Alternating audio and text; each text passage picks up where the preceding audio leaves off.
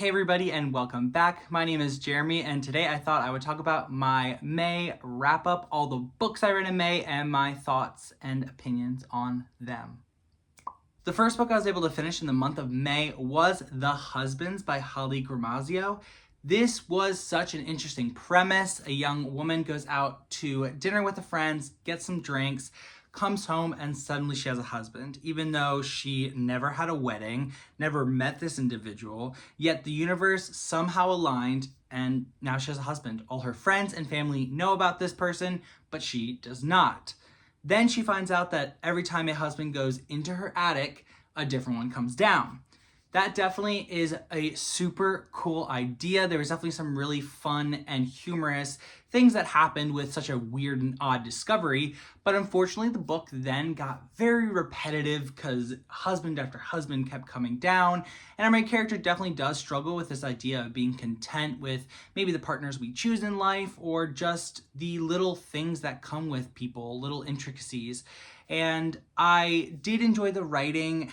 The characters were decent. There was a character introduced about 50% of the way through that I really enjoyed. I thought were going to help propel the plot in a good, strong, and just a good direction. But unfortunately, I felt like the book just kept going back to the same idea, back to the same repetitive scenes.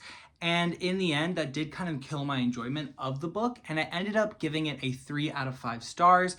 It was a good time. I just think there are certain elements that were so well done that if they would have been maybe strengthened or given more life, really would have propelled this book into just amazing territory for me. Next, I read volumes 12, 13, 14, and 15 of Chainsaw Man. I really enjoyed the manga. I've been kind of with it from the beginning.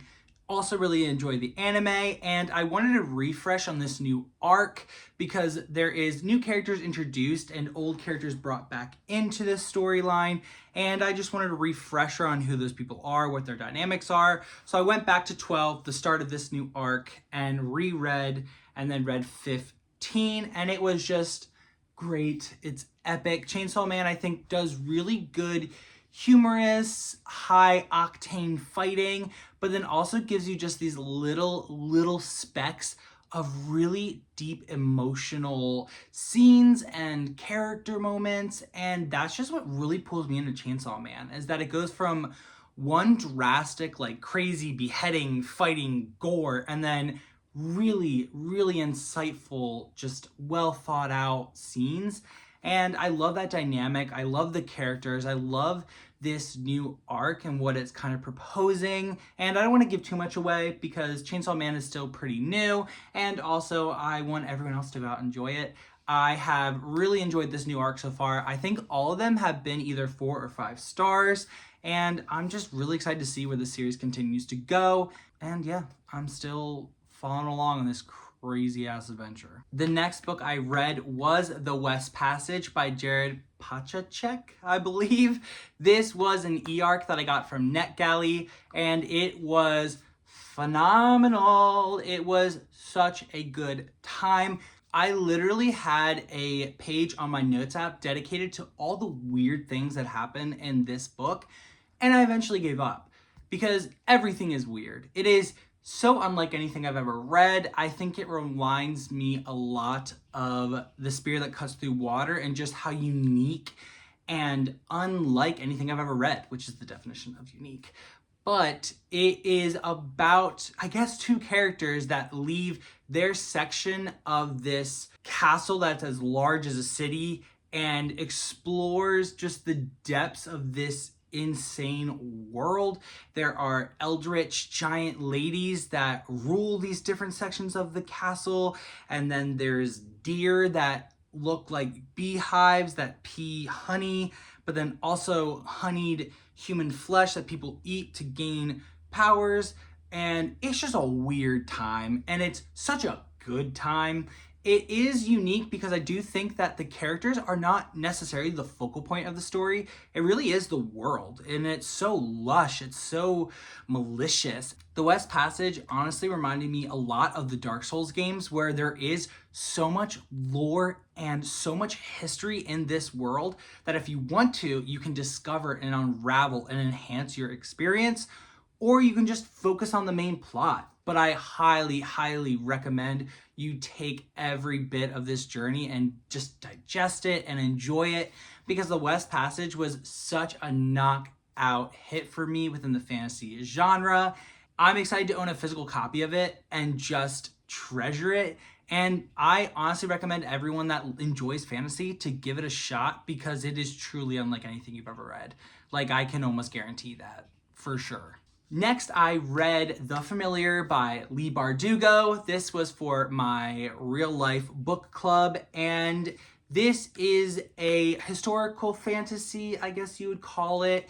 And it is about a girl who kind of came from nothing, who is hired as a cook's assistant, and then her employer witnesses or suspects her of doing magic, and thus the story begins, where our main character is thrust into this competition to kind of become a holy champion for her kingdom.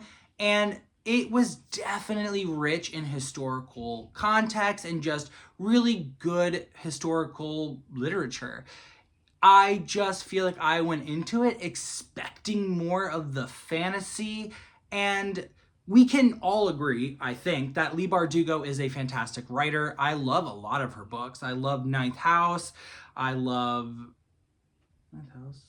Oh yeah, Six of Crows.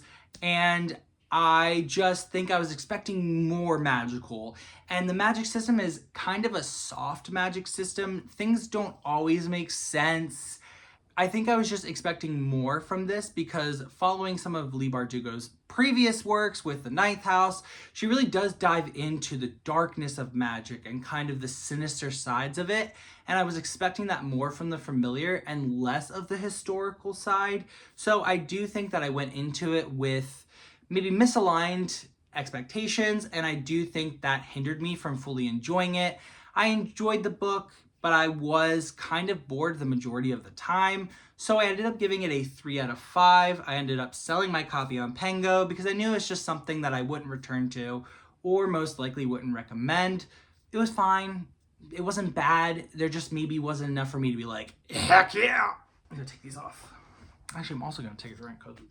The next book that I was able to get to this month is The Warm Hands of Ghosts by Katherine Arden. I love Katherine Arden's writing. The Bear and the Nightingale. I messed up quite a bit, didn't I? I love Katherine Arden. I love her writing. The Bear and the Nightingale trilogy is still one of my favorites. And I knew that this was also historical fantasy, magic realism. But again, this definitely also leaned more towards the historical, because our main character is a nurse during the Great War who was sent back home after being injured.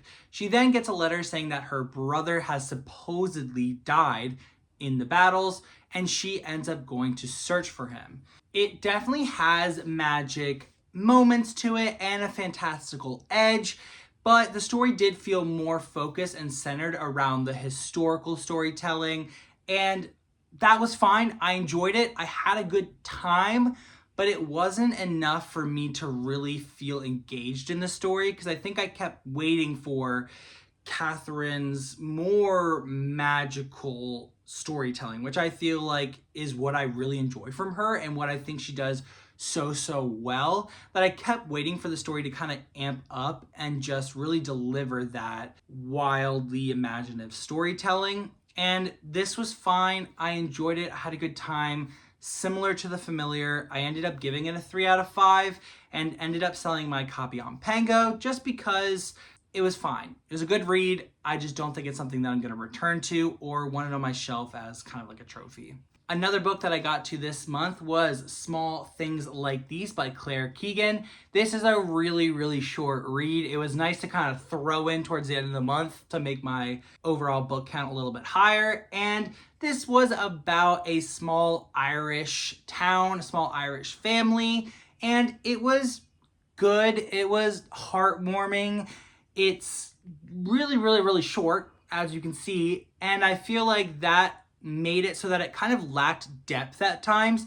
There are definitely really good heartfelt moments in this. It takes place during Christmas time, so you get a lot of that heartwarming, like what do you expect out of Christmas? Is it spending time with friends and family, or is it just being happy with what you have? And there is definitely a main thing that happens in this short story, but I didn't find it overly compelling.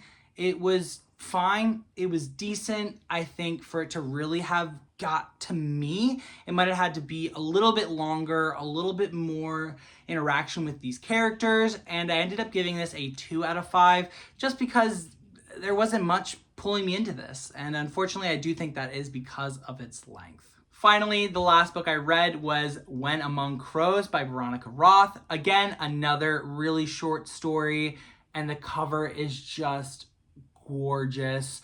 I had my eye on this for a while just because, I mean, it's kind of stunning. But this was a really, really fun read. This is based on Slavic mythology and it has really cool storytelling. There are knights that pull swords from their spines. There are all these unique and new creatures that I've never heard of. And it all takes place within an urban setting. I think it's modern Chicago.